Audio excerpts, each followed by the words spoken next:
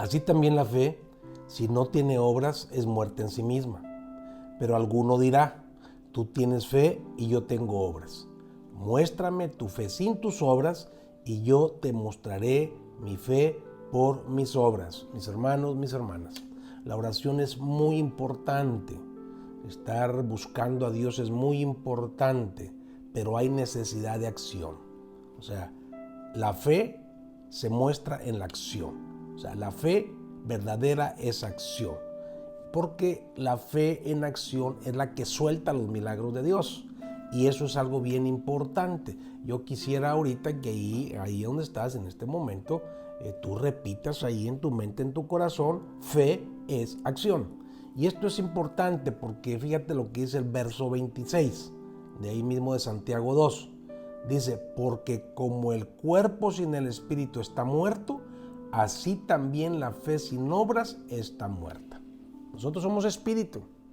De nada nos sirve esta vida física si no estamos vivos espiritualmente. Tenemos vida porque tenemos espíritu. El espíritu tiene vida y el cuerpo tiene vida por el espíritu. Así es la fe. La fe realmente es con la accionar tuyo, es con la acción tuya. Si no, la fe no sirve de nada. Es una fe que no vale.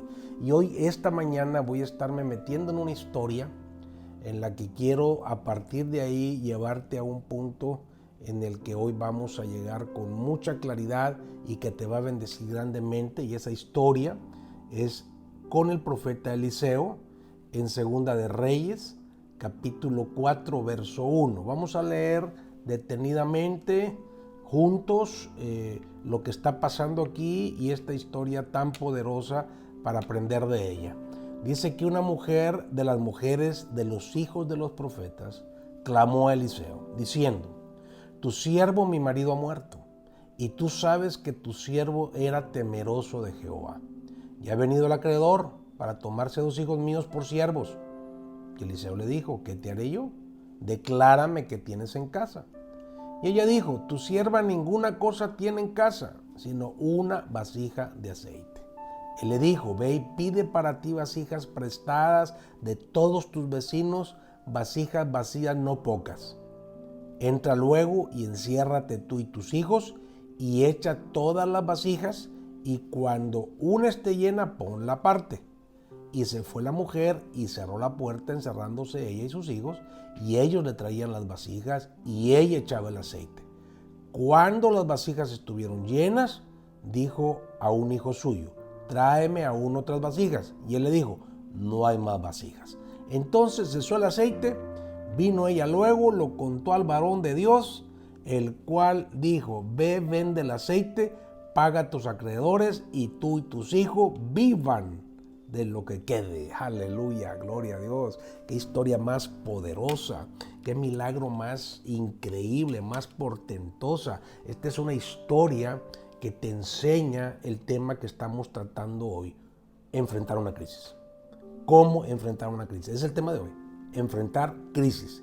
Y aquí estamos hablando de una viuda que se encuentra en una crisis muy seria, imposible de resolver. La mujer se queda pobre, se queda muy endeudada por la muerte de su esposo que la dejó sumida, metida en esta terrible situación. Ella está a punto de perder a sus 2 hijos para ser esclavos de alguien para pagar la deuda. O sea, esto es terrible.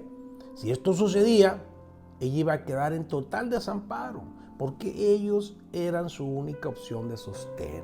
Así es como sucedía en aquella época. La situación era muy extrema para esta mujer. Era una situación sin solución humana. No había manera de resolverla. Y yo quiero que tú digas conmigo hoy, Dios es experto en crisis extremas. Repítelo después de mí. Dios es experto en crisis extremas. Mira, esta pandemia, esto que estamos viviendo, estas tinieblas tan terribles que hay ahorita en el mundo, yo creo que eso es una crisis extrema, inesperada.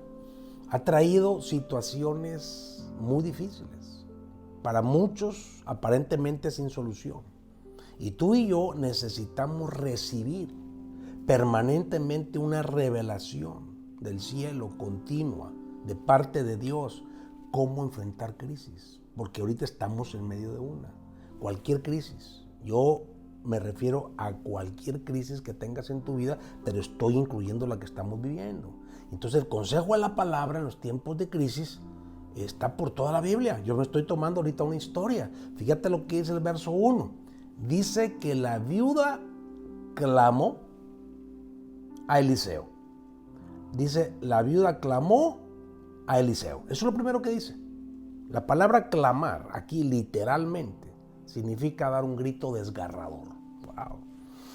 Porque la cosa era terrible. O sea, esta mujer fue con toda su fuerza a suplicarle al profeta, a pedirle, a implorarle al profeta. Y esto es bien importante porque de entrada aquí en esta primera sentencia que te estoy presentando, tenemos aquí principios vitales, claves, para poder enfrentar y resolver una crisis por fuerte que sea. 2 preguntas te quiero hacer de esto que te acabo de decir. ¿A quién recurrió la viuda? Eso es lo primero. ¿A quién recurrió la viuda? Y segundo, ¿qué hizo? ¿Qué fue lo que hizo la viuda? Entonces, el primer principio es, a quien tú buscas en la crisis, determina tu respuesta. Repito, primer principio, a quien tú buscas en la crisis, determina tu respuesta. Esta mujer buscó al profeta, buscó al hombre de Dios, buscó a quien Dios había puesto en esta tierra para hacer y dar palabra de Dios. Fíjate lo que dice Efesios, capítulo 4, verso 11. Dice, y él mismo constituyó a unos apóstoles, está hablando de nuestro Señor Jesucristo, a otros profetas, a otros evangelistas, a otros pastores y maestros, a fin de perfeccionar a los santos para la obra del ministerio, para la edificación del cuerpo de Cristo, la iglesia. Somos el cuerpo de Cristo, la iglesia. Cristo es la cabeza y este es el tiempo de gloria de la iglesia, porque la iglesia no se rige por el mundo, se rige por Dios, se rige por su cabeza, la iglesia gloriosa de nuestro Señor Jesucristo. Mis hermanos, mis hermanas, familia, amigos que me escuchan, no se confundan. No hay pierde. No ande buscando ni ande prestando atención a esa gente vagabunda, a esa gente rebelde, gente que no respeta su iglesia, gente que no respeta a sus pastores, gente que andan en la vanidad de su mente, su orgullo, sus ideas propias según ellos, que sintieron, que entendieron, criticando a veces la iglesia, los pastores, y lo que es peor, gente que ni siquiera iglesia tiene ni pastor. ¿Por qué? Por lo que yo te estoy diciendo, esta mujer fue al profeta a ponerse bajo autoridad, a ponerse bajo cobertura. Esto es vital en cualquier crisis. Mis hermanos, entendamos. ¿Cuándo vamos a entender estos principios de la Biblia? Hasta que estamos en los problemas muy fuertes. Es demasiado peligroso estar fuera del cuerpo de la iglesia. Demasiado peligroso.